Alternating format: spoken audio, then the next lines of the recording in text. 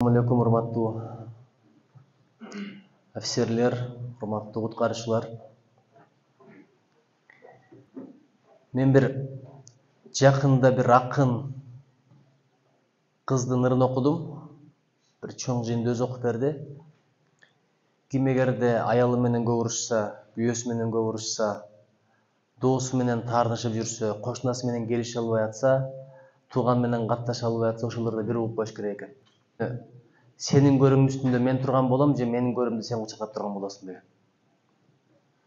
Ушул саптан кийин урушкум деле келбей калат экен. Мен эмнеге бул темадан баштадым, өлүм темасынан? Силер Түркияга кеткендер бар, кол көтөргүлөчү, барып келгендер. Силер кетип аттыңар. Ал жактан видеоңорду көрдүк.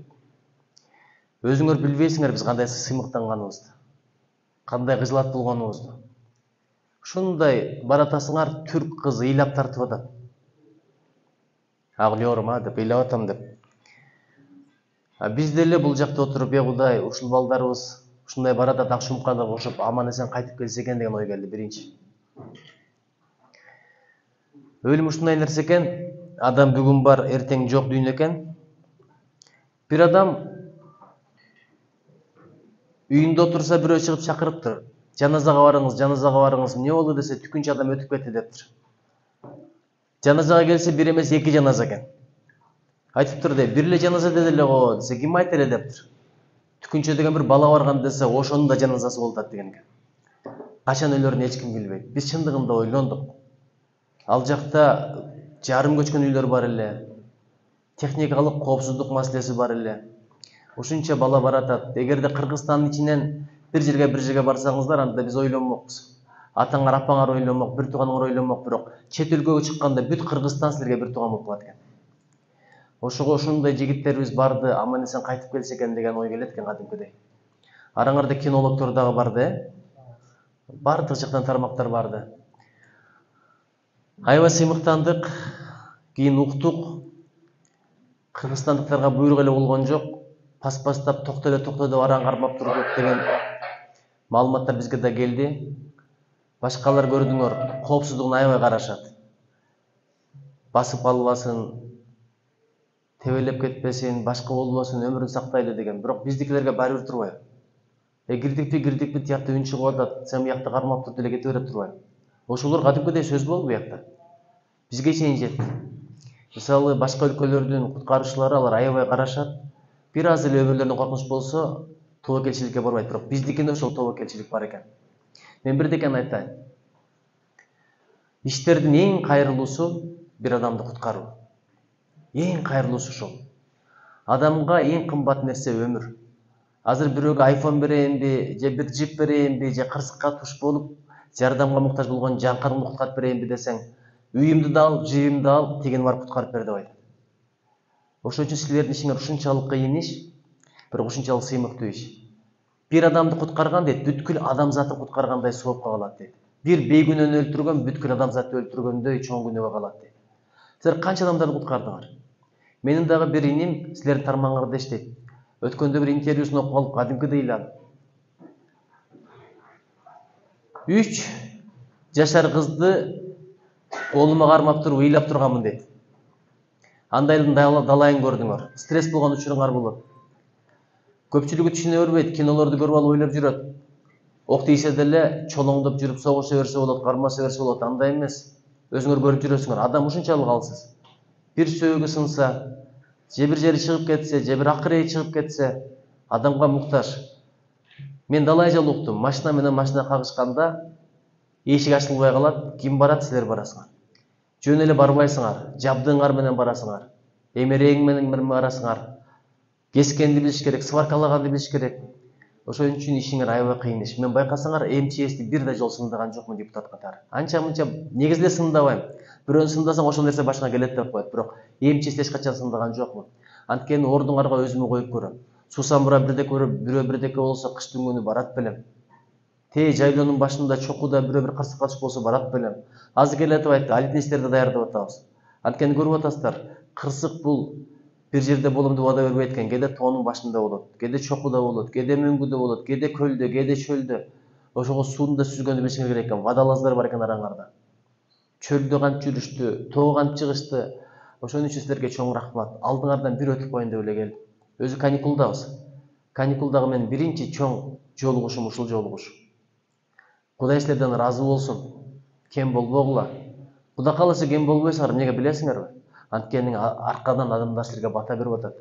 Бата десе эле ойлойбуз, өмүр узун болсун, келечеги кең болсун, ден соолугу чың болсун деген сөздөр. Жок, андай эмес.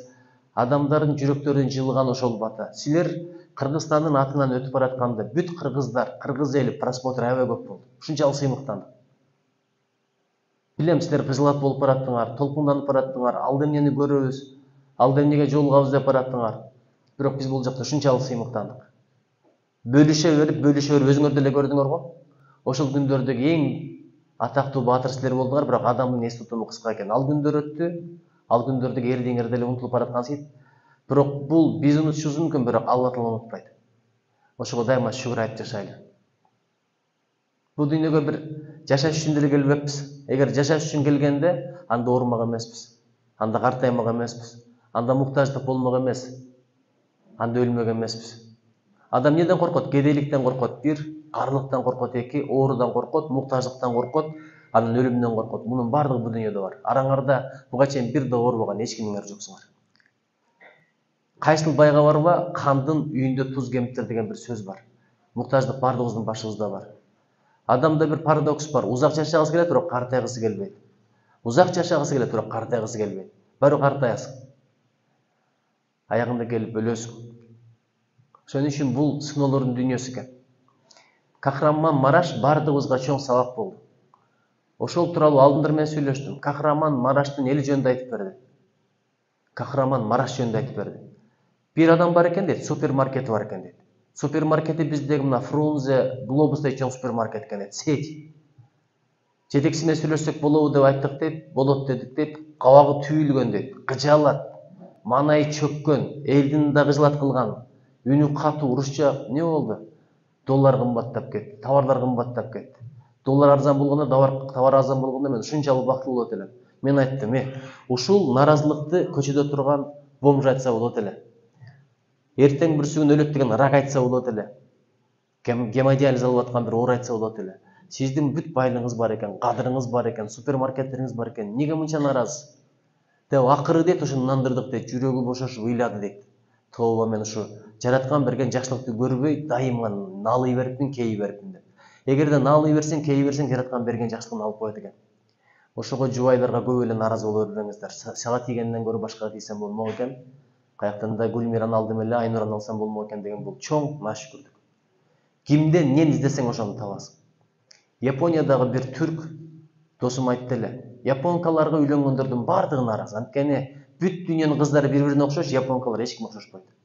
Барып кашын карлыгачтын канатындай, чачың кундуздай, өзүң жылдыздай, көзүң панардай, жүзүң жанардай деген алар түшүнбөйт. Биздин кыздар сүйүнүп кетип кой комплиментке, андай эмес.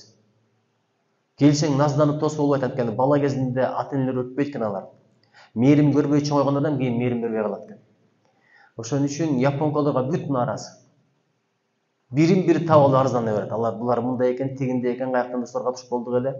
Алар уккан жакшы болуптур, анткени мен да бойдок элем, 2 жыл жол жүрбөй мен деле японка алсамбы деп ойлогон учурларым болгон чындыгында. Бирок ошол сөздөрдү уга берип кайтып кеткем. Бирок бир түрккө барып сурагам, атай, аялым японка. Кандай баягы сөздү угам деп ойлосоң, адамдан эмнени издесең ошону табасың деген. Жакшы жагы да толтура, жаман жагы да толтура. Издеген нерсең табыла берет. Ошон үчүн жакшы жактарды деле толтура деп айткан. Ошон үчүн мен айтат элем, Кудайга шүгүр дейли.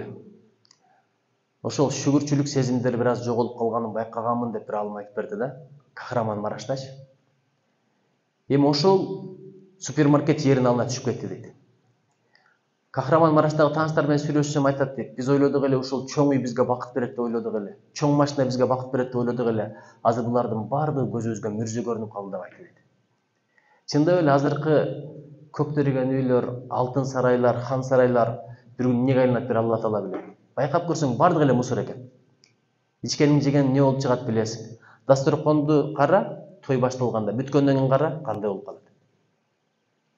Канча нерсе таштандыга кетет. Бу дүйнөң ушундай эле нерсе экен.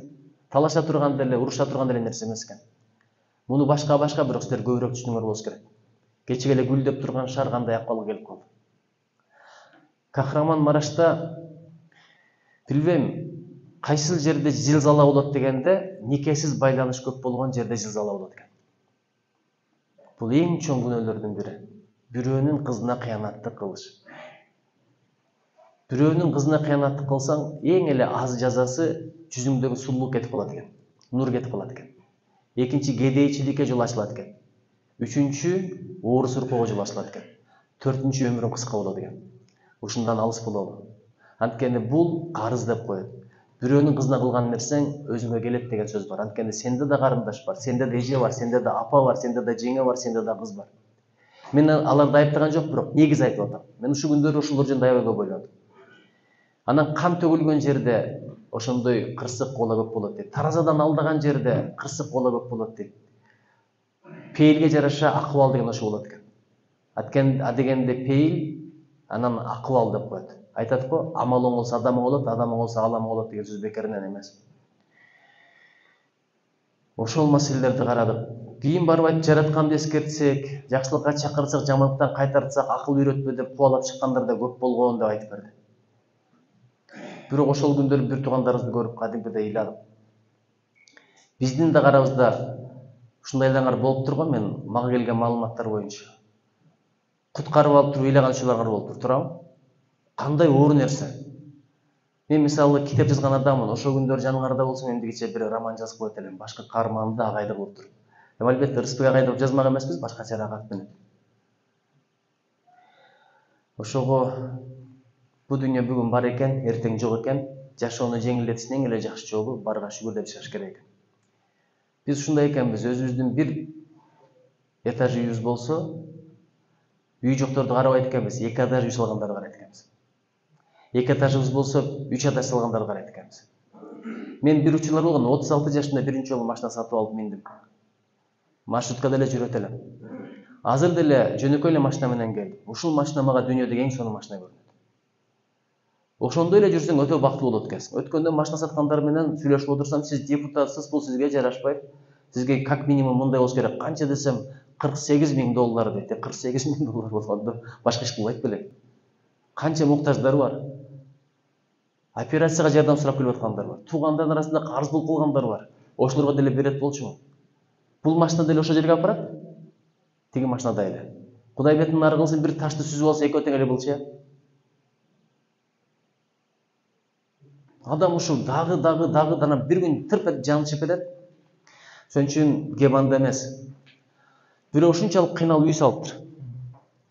Вилла салыптыр. Салган күнү көз өтүп кетиптир. Көз өтүп кеткен экен. Ошол жаңы үйүнөн сөөгүн чыгаралы десе, өзүнүн көрөргө сүйгөн, күйгөн аялы киргизбей коюптур. Бул жаңы үй болбойт. Бияктан эле чыгат, аяка той менен киребиз деп. Ошондо эмне үчүн үйдү салды? Сурагын өзү берет, жыргалын башка бирөө көрөт, жаш немекен турмушка чыгып алса, балким башка бирөө эле салып кетип калды. Ошон үчүн өлүмдү ойлоп жүрөлүчү. Өлүмдү ойлогондон кийин биринчи сурак: канча жыл карьера кылдың, генерал деген звание алдыңбы, мандатың барбы, депутатсыңбы, президент болуп иштедиңби деген суроолор болбойт экен. Биринчи жаштыгыңды кандай өткөрдүң? Анткени жаштык кезде нафс аябай күчтүү болот, билесиздер. Экинчи, өмүрүңдү кандай өткөрдүң? Үчүнчү, рызкыңды кайдан таптың? Төртүнчү, кайда короттуң? Бешинчи, амалыңды, илимиңди кандай амал кылдың? Силердин азыр алып аткан илимиңер өтө пайдалуу. Илим десе эле микроскопту карап отуруп, анан молекулалардын траекториясын карап отуруш эмес. Илим десе эле баягы Пифагордун теоремасы эмес. Силердики эң пайдалуу илим. Сварка, сууда сүзүү, тоого чыгуу, адамдарга жардам берүү. Караңыздар, канча адамдардын батасын алып атасыздар, соовун алып атасыздар. Бирок бирдеке, ушунун бардыгын Алла Тааланын ыраазылыгы үчүн деп коюңуздар. Адам ушундай экенбиз, ыраазы болбойбуз. Болбосо азыркы жашообузга өтө шүгүрдешибиз керек. Хандар жашабаган жашоодо жашап атабыз. Биз бала кезде кино көрөт элек. Кинодо байкайсыздарбы? Хан отурат, хандын эки жагында экөө желпигич менен желпип турат. Азыр ар бирибиз ханбыз, үйдө эмне бар? Үйдө кондиционер бар. Ошону көрбөйбүз. Кече Тагыл деген Бердиевдин Су парасына бардым, жаргылчак кадимки эле, эсиңерде барбы? Şu жаргылчак менен мен энем дагы буудай талкан кылып туруп бизге жарма жасап берет эле. Азыр ал заман өтүп кеткен. Соколор турат. Эми караңыз, мурдагы заманда буяка келиш үчүн мына азыр 1 сааттан өтпөй келип калдым. Түн ортосунда чыкмакмын, али жетпеген болот эле. Болгондо дагы бир 4-5 жигит менен алдыда бир келишкен 4 ат менен араба менен келген болот эле. Азыр бир машина. Жашоо ушунчалык жакшы, дагы. Эсиңизде болсо керек. Нурдун агай турам. Ушундай заман болду эле. Bir айылдан центрге, район центрине күнүнө 2 автобус кетет эле. Бирөөнү тургузуп коет эле эшикте. Келет канда чуркап кирип чакырып коесуң деп. Азыр эми минут сайын машиналар өтөт экен. Бир үйдө 2 машина, дагы деле наразыбыз. Көп эле кызмат болбоңуздарчы, доллар кымбаттап кетти, анан товар кымбаттап кетти. Мурда айтып калат, Советтер Союзунун учурунда бир нан 20 тыйын болчу. 20 тыйын болгону менен айлыгың деле болсо эле 90 эле сом. Ал жагын айтпайбыз. Ар бир замандын өзүнө жараша рызкысы болот экен. Өзгөчө сиздердин рызкыңыздардан эч камсызданбаңыздар. Эмнеге билесиздерби? Бирөөнүн муктаждыгын чечсең, Алла Таала сенин муктаждыгыңды чечип берет деген сөз бар. Азыр бүт барыңыздар элди муктаждыгы деп жүрөсүздөр. Кырсык айтырып келбейт экен. Кырсык каяктан келет бир Алла Таала билет. Кыргыздын сөздөрү укмуша, буламыктан тиш сылат дейт, кыламыктан бут сынат деп коет. Жап-жакшынакай жерден кырсыкка түшкөн болгондорду көрүп атасыздар. Ошол жакка барып куткарган иш мен алек болгон сиздер. Чын адам жап-жакшынакай сүйгөн бирөөң болсо дагы канжалап калгандан кийин адамдан качып коет. Байкасаңыздар? Бирөө чындап эле ооруптур. Аялы бир врачты чакырат. Келип карап бериңиз. Телефондон. Врач платный келет. Келсе чындап эле узак кетпейт. Ашып барса 1-2 сааттык өмүрү калган. Эми даярдана бергиле десе, биз жалгыз калсак коркобуз, өлүп калса жанында отуруп туруңуз деп айтыптыр. Болбосо өмүр бою жашаган аял ошо. Күнүндө көргөн, түнүндө көргөн, эл көрбөгөн акыбалдарын көргөн. Ана мага эмне, ар бир саатым акча алам дейт, акча алып отурдум дейт, чындап эле узап кетти дейт. Узап кеткенден кийин аял келип бир кыйкырды дейт, ыйлап. Бир баласы бар экен, алда кирип бир кыйкырып алды дейт, ыйлап. Анан көз жаштарын арчып туруп, апасы айтып атат дейт, балам, таң аткыч чакта атаңды сенин бөлмөңө алып чыгып койбойлубу деп. Десе, баласы айтат дейт, апа ошол жерде тура берсинчи. Кече эле менин атам, сенин атаң, менин сүйгөнүм, сенин сүйгөнүм деп талашып аткан адам жаны чыккандан кийин кепери сууп болуп калат экен. А сиздер ошолорго барып жардам берип атасыздар. Кудай аманчылык, тынччылык берген. А мен дайыма тилек кылам да. Ушул сиздер даяр болуп жүрө берсеңиздер, бирок керегиңиздер тийбей эле койсо, кырсык болбой эле койсо деп тилек кылат экенсиң чындыгында. Азыр да мен кызмат болуп кеттим, эваликет болуп кетти. Жөн турган жок, дароо сигнал келди да. Ошого чоң рахмат, алтын башыңыздар аман болсун. Күнүгө дуа тилек кылыңыздар. Жараткан дуа тилекти жакшы көрөт. Дуа тилекти же сөзсүз сен дуа тилек кылгандай берет экен, эстеп коюңуздар. Эгер бербесе, сага келаткан кырсык балекеттерди кайтарып коет экен. Экөөнү тең бербесе, акыретте даражаңды бийик кылып коет экен. Кудай, ден соолугумду аман кыл, жүзүмдү жарык кыл, кырсык балекеттен оолак кыл. Бир жакка барганда өзүң сакта, өзүң колдо, өзүң корго дегенди көбүрөөк айтыңыздар. Аталар, апалар аркаңыздардан дуа кылып атат, жакшы инсандар дуа кылып атат. Мисалы, сиз барган менен мага окшогон бир бешөөнүн барган айырмасы бар. Ошол жакка барып эчтеке колунан келбейт, карап тургандан менен бир адамдын кылган ишинин айырмасы чоң. Азыр айтты, окуу борборлор түзүлүп атыптыр, чет тилдерин үйрөнүп атыпсыздар. Бул кандай сонун нерсе. Ошого ырыскыдан камсанабаңыздар. Билем, айлык аз. Кээде кызылат болосуздар, ушинтип жүрө беремби, үйүм кантет, малым кантет. Бирок жашоонун мыйзамы ошол, кечеги байлар бүгүн кедей, бүгүнкү байлар эртеге кедей. Байкадыңыздар, кечеги кедей бүгүн бай, бүгүнкү байлар эртеге кедей болуп калат. Биздин айылда атам аябай бардар киши эле. Биз орто эле адамдар болдук. Бирок карапайым күнүгө каткандан, загырынан жегендин балдары азыр заңгыраган үйлөр салып атат. Балам кантет, кызым кантет деп ойлонбоңуздар. Сиздердин ишиңиздар эң сонун иш. Ушул ишти аркылап жүрсөңүздөр, адамдар сиздердин ден соолугуңуздарга да дуа кылат, бала бакыра, укум тукумуңуздарга да дуа кылат. Чындап, кандай адам жакшы дегенде бирөөгө пайдасы жеткен адам жакшы деп коет. Ошончо адам бар, бирөөгө жарыгы тийбейт. Чөгүп баратса, жардам бериштин ордуна соткага тартып тургандар толтура андайлар. Буга жан кайгы, тиге мал кайгы дегендей бир кеп да. Буга просмотр керек, тиге жан керек. Мен бир адамды ак буранын боюнда карап отуруп карындашым айтат, аябай жаман көрдүм дейт. Болуп койгон бала экен дейт. Ошол мезгилде кымбат сотка дейт, колунда кымбат саат дейт. Бака шака сүйлөп, жандагылар менен тамашалашып, байлыгын көрсөтүп, ал жака басат, бул жака басат дейт. Өтө жаман көрдүм дейт. Бир убакта көпүрөдөн өтүп кетип аткан келин дейт, көпүрөнүн ортосу тешилип кетип, баласы менен суга түшүп кетти ак бурада дейт. Калгандары кийимдерин чечип, көйнөктөрүн чечип, телефондорун жерге койгуча баягы бала ошол бойдон секирди дейт сууга. Ошол бойдон секирди дейт. Кийин аял куткарылгандан кийин телефондорун алып чыгып, акчаларын алып чыгып бургатып атат дейт. Бекер эле жаман көрүпмүн, кайра ушунчалык жакшы көрдүм дейт. Адамды сыртынан карап баалабаңыздар, наркын-баркын бычпаңыздар. Көчөдө жүрсөңүздөр жөнөкөй эле адамдарсыздар. Бирок кылган ишиңиздер бул бир да депутат, бир да саясатчылар кылганы кыла албайт. Азыр балким депутат болуп олтурабыз, акыретке барганда кимдин даражасы бийик Алла Таала билет. Кахраман-Марашка барган ниетиңер үчүн балким бешикке чыгасыңар. Анткени силердин ниетиңер кетип атканда, куткарсам, бирөөнүн жакшылыгына себеп болсом, ыйлагандардын көз жашын токтошуна себеп болсом деген ниет менен кеттиңиздер. Кахраман-Мараштын дагы бир сабагын айтып берейинби? 21-кылымда кыргыздын боз үйү вилладан да кымбат туруп калат деп ким ойлоду эле? Каража жөнөкөйлүктө. Карасаң адам топурактан жаралган. Ошон үчүн топуракты эмне кылсаң деле жерге түшө берет. Кичипейилдик адамдын даражасын аябай көтөрөт экен. Шайтан оттон жаралган деп коет. Ал мен деп асманга отту карасаңыз, мындай асманга умтула берет, ошондон кийин даражасы төмөн болуп калган. Эң аяга келип күлгө айланат. Ошон үчүн 21-кылымда биздин боз үй, ал жакта кийин деле заказ берип кеткендер аябай көп болуптур да.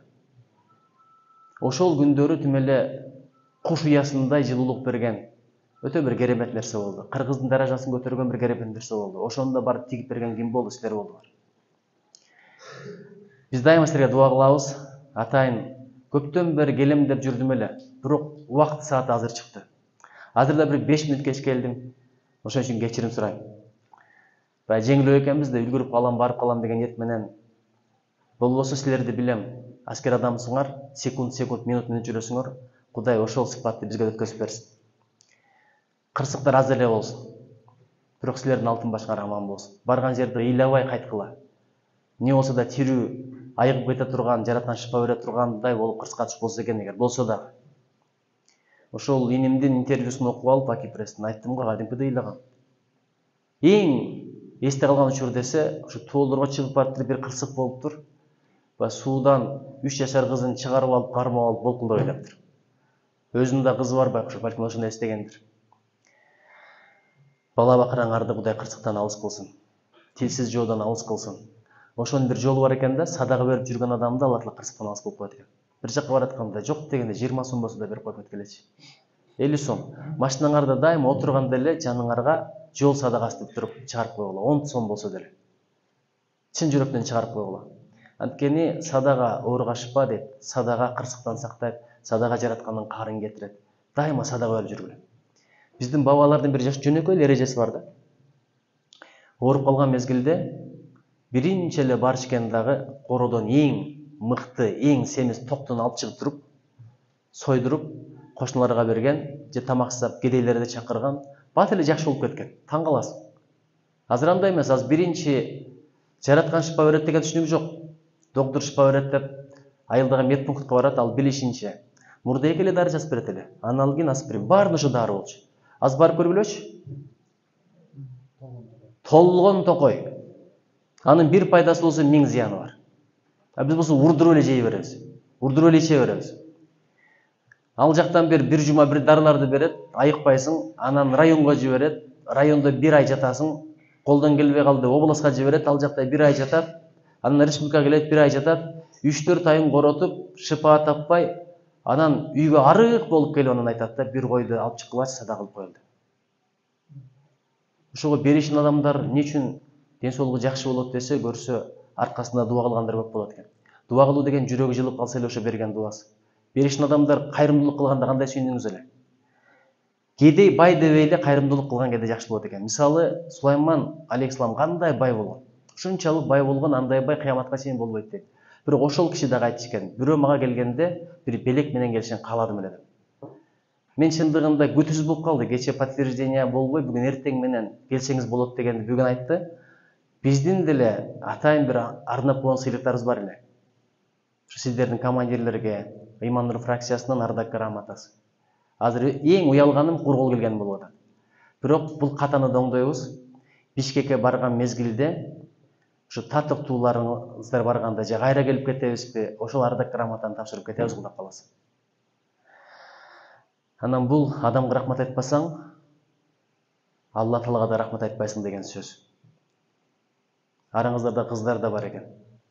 23 февраль дегенде жигиттердин майрамы дейбиз. Бизге караганда ушул кыздар ошол майрамга татыктуураак. Атканды билет, чапканды билет. Мекенди коргогондорду көрдүк го. Баткен окуясы башталганда, Тажикстан менен келишпестик башталганда, мага Ысыкөлдүк бирөө телефон чалды. Жигиттер топтолдук дейт, бирибиз да армияга барбаппыз, барсак эле эт болгудайбыз. Бир саясат кылбайсыңар Кыргызстан боюнча, бардыгыбыз мекенди коргонго үйрөнбөлүбү деп айтты. Ошондой учурда ушул кыздардын даражасы беленет. Өткөндө Кытайга бардым.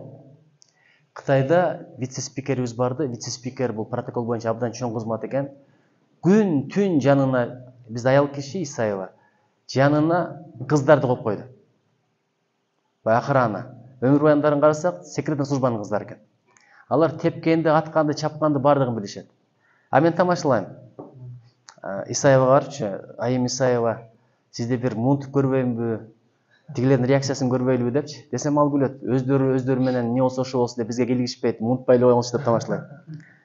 Анан бир китайкадан сурасам, булар дейт, өтө даярдалган кыздар дейт. Абайлаңыз дейт. Мага кызык болуп атат десем, мага да кызык болуп атат, бир тийишип көрүңүзчү дейт да.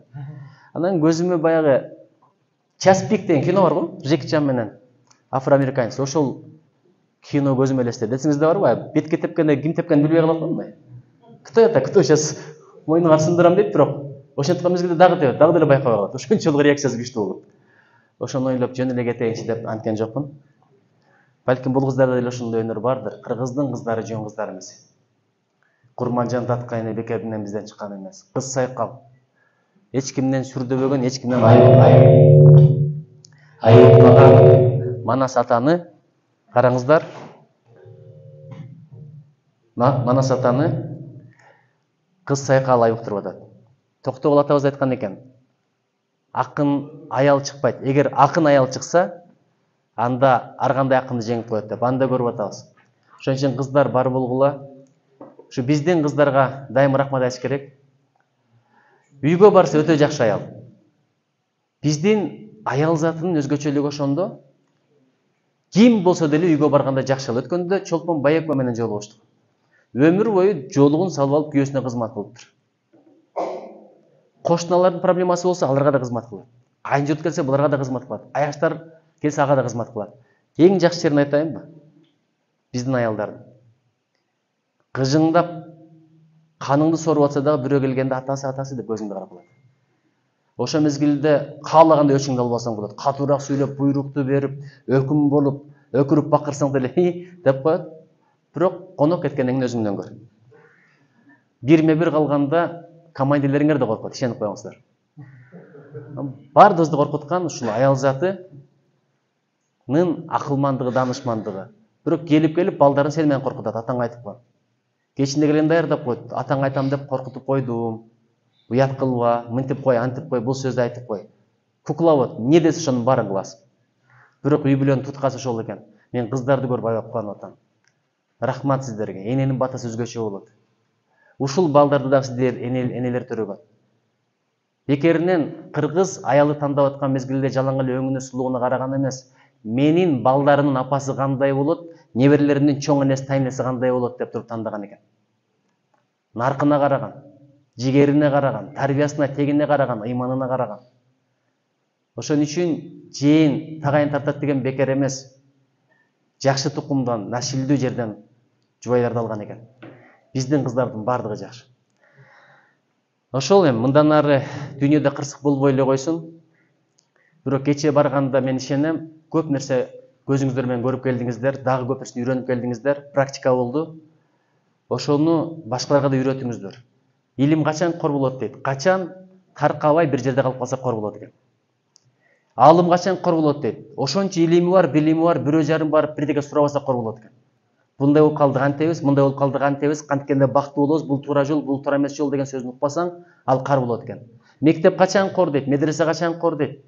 Ичинде илим болбосо бош турса кор дейт. Китепкана да ошондой. Анан китеп долбоорлорду да баштайлы. Биз мына ГСИ менен жакшы болуп атабыз, Коргоо министрлиги, жаш жана гвардия бар го, улуттук гвардия. Ошолор менен китеп долбоорлорун аябай жакшы болуп атабыз. Өткөндө Оозман чыгып кетти эле. Китеп конкурсун кылыңыздар. Эгерде жеңе турган болсо, мен приз фондуна 10 000 сом берем, сөз берем, Кудай кааласа. Ал үчүн билбейм, бир жакшы 3-4 китеп алып туруп, эмитен окутуңуздар дагы, анан бир же биздин балдарды жиберебиз, алар өздөрү суроолорду түзөт. Нисеттен дегенде аскер адамдар интеллектуал жактан аябай өнүгүш керек экен. Эң күчтүү полководецтер бул көп окуган кишилер болгон экен, мен таң калганым ошол болот. Наполеон канча солдат болсо аттарын билген. Моторная память деп коет. Бирдекени эстеш үчүн, атты эстеш үчүн жөн эле бир жазып туруп ыргытып ичкен болду. Колу бир жазгандан кийин биягынан эч качан чыкчу эмес экен. Адамды бир көрсө эстеп калчу экен. Душмандарын дагы бир жолу кечирип койсо, экинчи жолу 10 000 душман келип кол салса же көтөрүлүш кылса, арасынан таанып алып, мунун байгында эле кое бербе деп анан жазылат экен. Кутузовдун сүйлөгөн сөзүн караңыз, Суворовдун дух бергенин караңыз, Манас атанын сүйлөгөн сөздөрүн караңыз. Бүт барды көп окугондар болгон. Өткөндө Салахуддин Аюбиди да карап чыктым. Ал аябай көп окуган экен. Биринчи аалым, андан кийин баатыр болгон экен. Бир да согушта жеңилбептир. Не себептен дегенде апасы бир дагы жолду арат жок эмзген эмес экен. Апанын такыбалыгы, баланын курчтугу, данышмандыгы. Ошон үчүн элди аял тарбиялайт дейт, эркекти ата тарбиялайт дейт. Силер тарбиялаган атыңарга рахмат. Силерди уюк көрүп, силерди тутуп жүргөн элге чоң рахмат. Дайыма бирибиз жөнүндө жакшы айта береличи. Кыргызстан жөнүндө жаман айтпайлычы. Качан болсо эле ушу болбой калды, кымбатчылык болуп кетти, жеп кетти, ичип кетти, кетиш керек. Ушул сөздү айтпаш керек. Адегенде сөзү андан кийин өзү болот. Бул жактан бакыт таппасак, башка жактан бакыт табыш аябай кыйын болот. Ушуга ишенип коюңуздар. Өзүңүздөр көрдүңүздөр Кахраман-Марашты. Абасы кандай, бияктын абасы кандай. Кече көлгө бардык. Көлдө сууда сүзүп атасың. Бул жакта кар, ар жакта жамгыр жаап атат. Бул жакта сен балыктай болуп сууда сүзүп жүрөсүң. Мындай башка жерде жок. Анталияга барсаң деле, суусу банядагыдай. Абасы банядагыдай. Мен кече Манама шаарына барып келдим, Бахрейн. Аябай кооз. Видеосун көрсөң эми жыргайсың, бирок чыгып абасына бир жарым саат басып көрчү. Ошондо билесиң да кандай бай эл экенибиздичи. Мындай табият, мындай аба ырайын триллион долларга сатып ала албайсың. Ушунчалык бай элбиз. Кудайга шүгүр дейле. Кудайга шүгүр дейле. Анан мен көп эле жерлерге бардым, көп эле жерлерде семинар өттүм, чет өлкөлөрдө окудум. Биздин кыздардай, биздин балдардай мындай келишимдүү аябай аз да. Бай кинодо жана Кемаль дегендер ал кинодо эле. Жана Кореянын сериалы, Кореяга барып көргүлөчү. Жаман көңүлүңөр калат. Кинодон көрүп жүргөнсүңөр да, жашоо такыр башкача. 70-60-та аял менен эркеге бири-бирине окшош болот. Анткени буларда аялдын иши, эркектин иши деген нерсе жок. Бизде аталарды, апалар төргө отыруп сыйлайт десе, алганча кеткилеши деп айтат экен да. Бизде андай түшүнүк жок да. Жамгыры чачыңга тийсе, чачың түшүп калат экен. Ошончолук экономикасы өсүптүр, ошончолук аба булганыптыр. Жамгыр аркылуу, ошон үчүн жамгырда кепкачан, зонтикчен жүрөт экен. А биздин жамгырда танис под дождёмду билип атабыз го. Биздикиндей жер жок. Биздикинде мына мисалы 5 мүнөт кечирип келдим, күлүп жайнап тосуп алдыңар. Америкада же Германияда кечирип барып көргүлөчү, кыямат кайым болуп кетет. Комфортный жашоо экен биз. Жолдо кетип атсаң, гаилер деле түшүнүп коет. Америкада андай эмес, атып коюп атат го. Америкада рульдан колду ала албайсың, алсаң атып койгонго акысы бар. Анткени ар биринде пистолет бар аларда, билесиңер. Ошон үчүн эреже ошондой. Пистолеттин кармап келет полицейский. Кокус, колуң жерге түшүрсөң атып койсо жооп бербейт. А бизде чыгып алып жакалашып атасың. Погончондорду сыйлабаган эл алыс кете албайт. Силер болбосоңор бекенди ким коргойт?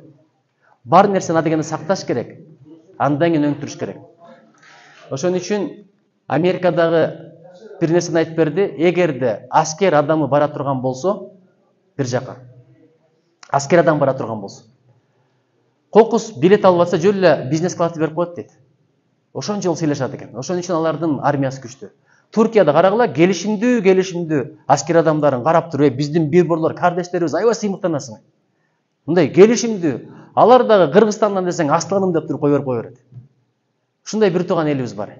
Өткөндө эмнеге мен ыйладым? Парламенттен чыгып сүйлөдүм. Түрктөрдүн ыйлап атканын көргөндө мен да көзүмө жаш келди. Билесиңби, тууган дейт. Кайрылат дос айрылат дейт. Не кылсак дагы бир тууган элибиз түрктөр. Ошол жака барганда өзгөчө Кыргызстандан келди дегенде баягы аялдын ыйлаганы бекеринен эмес. Бул туугандык сезим.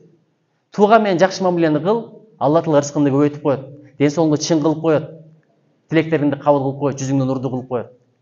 Ошон үчүн азыр ушул элден көп нерсе үйрөнөлү. Кудайга шүгүр жакында биз сыйлаган, урматтаган президенти кайрадан шайланды. Мен ушул киши утулуп калбаса экен деп өтө кыжылат болдум. Же бир динди түшүнбөгөн оппонент эми аларды сыйлайбыз, саясатына келишпейбиз. Эми көбүрөөк үйрөнөлү. Анткени бул киши түрк дүйнөсүнө өтө чоң маани берип атат. Ушул киши. Буга чейин андай болгон эмес, Европа болобуз, Америка болобуз деп жүргөн. Эми тилин үйрөнүп туруп, өнөрүн да кошо үйрөнөлү. Азыр динамикалуу өнүккөн мамлекеттердин бири. Этегинен жакшы кармайлы, баары бир тууган деген тууган.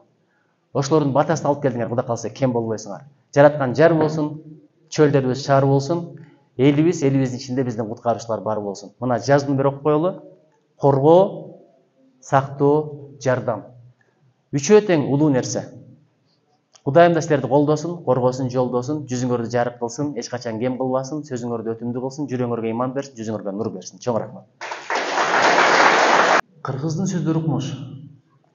Арам аш болбойт деген бир сөз бар. Тешип чыгат деген сөз бар. Бир адамдан 11 квартира калыптыр, болгон маселе. Мурдагы министрден. Болгон 2 баласы калыптыр. Ошол 11 квартираны бөлүшө албай, экөө соттошуп, улам бирден сатып, сотко пара берип, экөөдүн аягында көчөдө калган экен. Арамдын аягы ошондой болот. Арам жүрөгү оор кылат.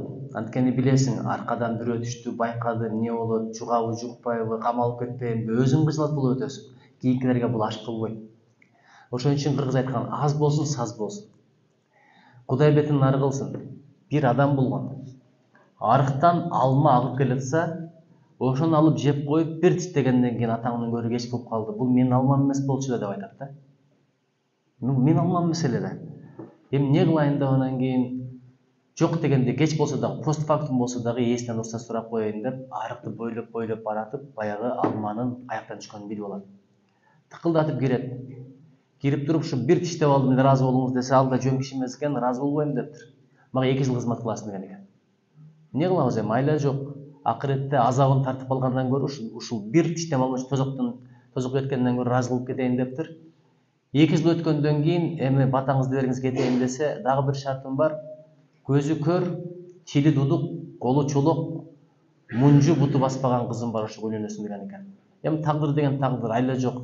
Эптеп кызын өткөзөйүн деп атат, пихать этейин деп атат, эми мейли. Деп анан макул болот экен, ал заманда азыркыдай эмес экен. Бактын түбүндө кол кармашып туруп, романтика кылып, баягы эмне деп коет эле, жанагы любовь историяны тартпайт экен ал мезгилдечи. Никеси кыйылат экен, кыздын көшөгөнүн нар жагында, анан көшөгө кирип алып кайра атып чыгат экен. Эме адашып калган жоксуң, башка эле кыз отурат го депчи. Кандай десе, сиз көзү көрбөйт, тили дудук дедиңиз эле, колу буту жок дедиңиз эле, кулагы да кесилген дедиңиз эле. Бирок аябай татынгай кыз отурат, адашып калган жоксузбу, күнөөгө батып калбайын. Деп ошо менин кызым болот деген экен. Не дегенде, тили кесилген, тили дудук дегени жаман сөз сүйлөбөйт тили менен деген сөз экен. Ушул аманат, эстеп коюңуздар. Адамдын 5 каналы бар. Ошол 5 канал бурса, жүрөк бузулат, жүрөк бузулса, адамдын амалы, кадамы, бүт аалам бузулат. Ошонун бири көз, бири тил, бири кулак, бири кол, бири бут, анан сезим, жүрөк. Ошолордун баардыгы таза экен да. Көзү менен өмүрүндө бир арам нерсе көрбөптүр, тили менен ушак айтпаптыр, гыйбат айтпаптыр. Азыр отурганда ассалому алейкум, калган эле башталат. Жок эле дегенде президентти согот, кыргыз андан төмөнгө түшпөйт. Анан ар жак карап барат, Эрдоган антып калыптыр, Путин мынтып калыптыр, Байденди койшуга чейин барабыз. Ошол тили менен, кулагы менен, көзү менен, колу менен, буту менен эч качан жаман иш кылбаган бир такыба аял экен да. Ошондон биздин имамыбыз Имам Азам төрөлгөн экен. Мына тазалыктын берекеси. Имам Азам, илим десең илим болгон. Такыбачылык, адамгерчилик, бирөө жамандап койсо, бизге окшоп разборка кылып, мен докажу, беттештирем деген эмес экен. Сүйүнүп, белек бербейишкен себет менен. Неге билесиздерби? Белегимди алып койсун, анткени мени жамандап, жалаажап, ушактап, күнөөмдүн баардыгын алып койду. Акыретте эми өзү жооп берет. Жок дегенде белегимди алып койчу дешкен. Ошон үчүн жаманатты кылса, мен саясатка ушуну билип келгеним жакшы болду. Мурда мени жамандагандар аз эле болчу. Азыр ар бир тиктокко чыккан сайын чыгат да баягылар. Эми айтпаган айт деген, дебегенди дейт. Ушунчалык сүйүнөм. Күнөөмдү тазалап атат деп. Бирөөнүн күнөөсүн Алла Таала оору менен тазалайт. Бирөөнүн кырсык менен тазалайт. бирөөнүкүн көз жаш менен тазалайт, бирөөнүкүн өрт менен, бирөөнүкүн дагы бир балекет менен, сеникин болгону бирөөлөрдүн сөзү менен тазалап атат. Кандай сонун нерсе. Ошон үчүн айтайын дегеним кара, арыкта келип алып келаткан алмадагы алманын акысы ушунчолук болсо, бир байкуш кырсыкка учурап турганда ошонун дүйнөсүнөн алып жыргап кетем дебеңиздер. Биз камерадан коркобуз, Алла Тааладан коркпойбуз. Камера тартпаган жерлер толтура, бирок Алла Таала карап турат да. Билесиңер да, бир тоок сөгүштүн окуясы. Эч ким көрбөгөн жерди союп келе десе, бирөө барып төшөк оронуп союп келет, бирөө сарайга кирип союп келет, бирөө бир коңулга барып союп келет, бирөө сойбой көтөрүп келет. Эмне десе, сиз айттыңыз эч ким көрбөгөн жер деп, Алла Таала баардык жерде көрүп турат экен деп айткан экен. Ошон үчүн ойлобоңуздар, кыргыз бекер айтпайт, жанагы оң жактагы периште, сол жактагы периште, ар биринси жазылып атат. Тиякта амал дептер деп коет. Азыр эркиндик бар, сурак жок бу дүйнөдө. Тиякта сурак бар, эркиндик жок. Мен билбей калыпмын, кайра жиберчи, мен оңолуп келем, жакшы жашап келем десең, бүттү, шансың бүттү. Ошого өзгөчө бул аманат деген түшүнүк бар. Ким аманатка кыянат кылса башына балекет келет. Ал аманат, Алла Таала сага көрсөтүп койду, тигил кырсыкка учурап аткандын дүйнөсүн. Яйланайын, Кудай сактасын, ошондон көрүчү. Кусуп коюп туруп, кусундугун ичкениң ошол жакшыраак, ачыгын айтайынбы? Кудай ошондон сактасын. Биз бер жагын көрөбүз, ар жагын көрбөйбүз. Ар жактан бер жакта караганда, бунун аягы сени балеге түртө турган, кадырыңды кетире турган, ырыскыңды кетире турган, укум тукумуңдун жаман чыгышына себеп боло турган болуп калат. Ачкачылык заманда кыргыз атасын, апасын таштаган эмес. Азыр барып карасаңыздар, карлары. Балдары чоң кызмат иштегендер, илимпоздор да бар экен. Анан көп алымдар айтат, эмне үчүн балдар ушундай чыгып калды? Арам берген, жүрөгү катуу. Мерез, адамгерчилиги жок. Ошо ошондорду алып келип жедире берген, ага баары бир жеп чоңойду. Жүрөгү карайды, жүрөгү катты, эми мерими жок. Ошого байлаңыздар. Айттым го, сурак акыретте. Ырыскыңды кайдан таптың, өзүнчө сурак.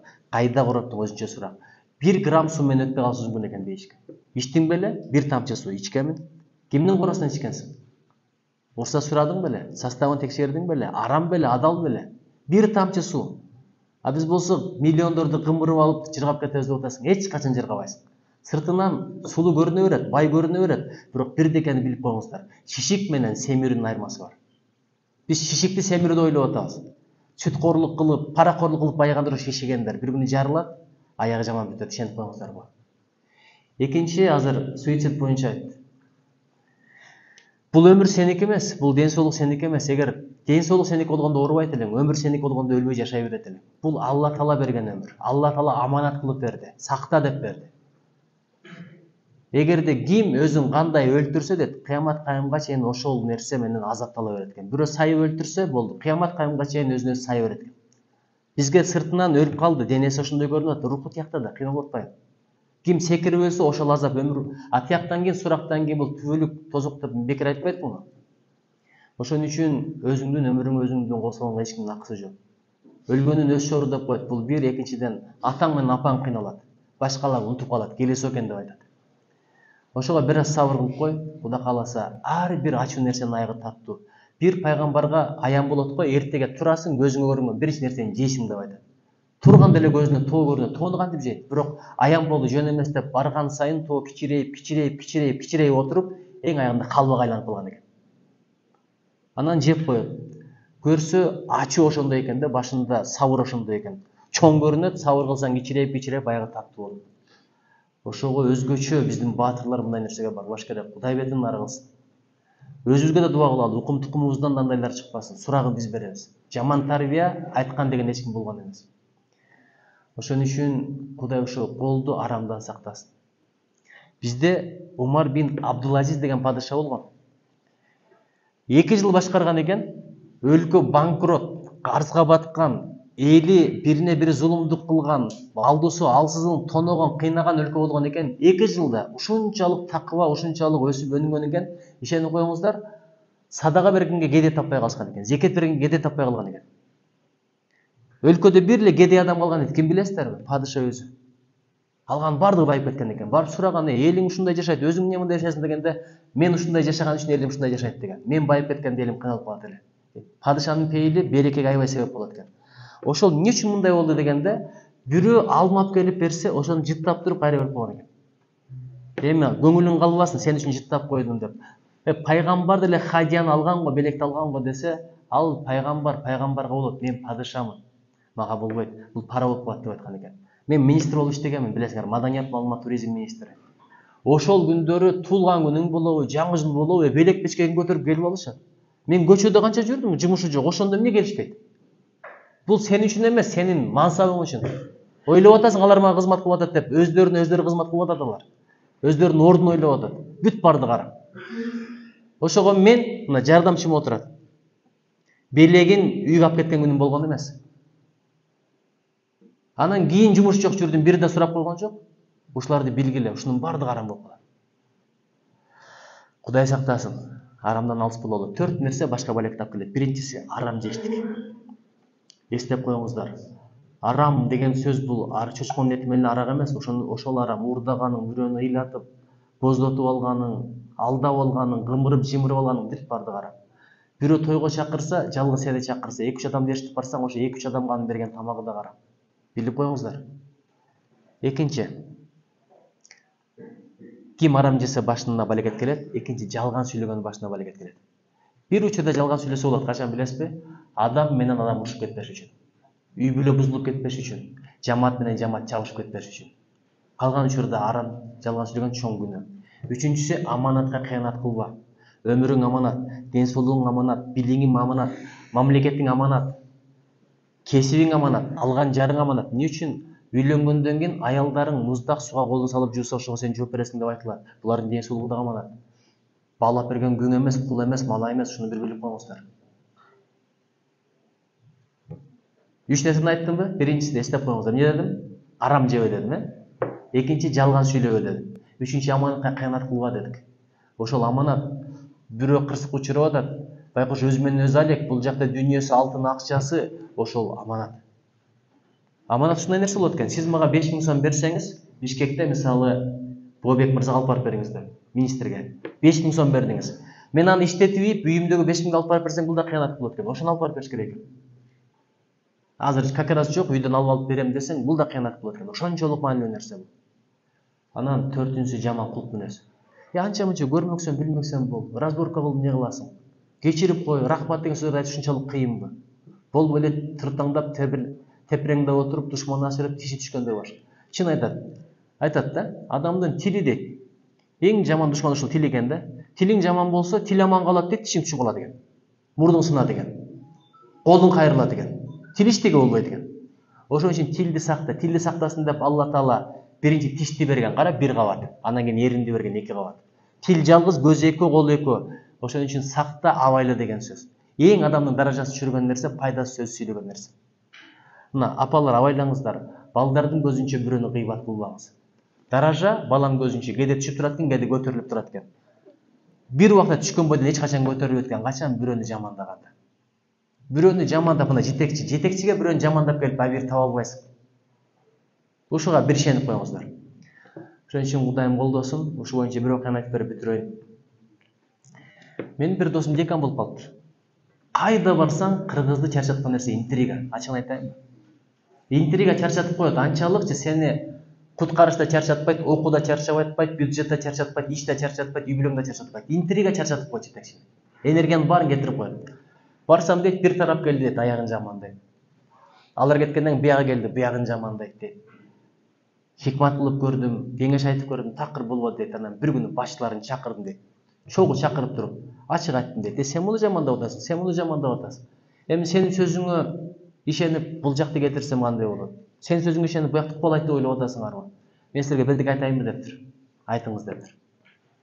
Тажияга бардыңар беле? Пахаронго. Ким адам көмгөн жерде болгон, ол кедер болачы? Ошо Пахарондо. Дерек бардыңар эле болгонсуңар. Адамды жерге койгондон кийин бир суроо берилет. Кандай адам эле деген. Жооп кандай болот?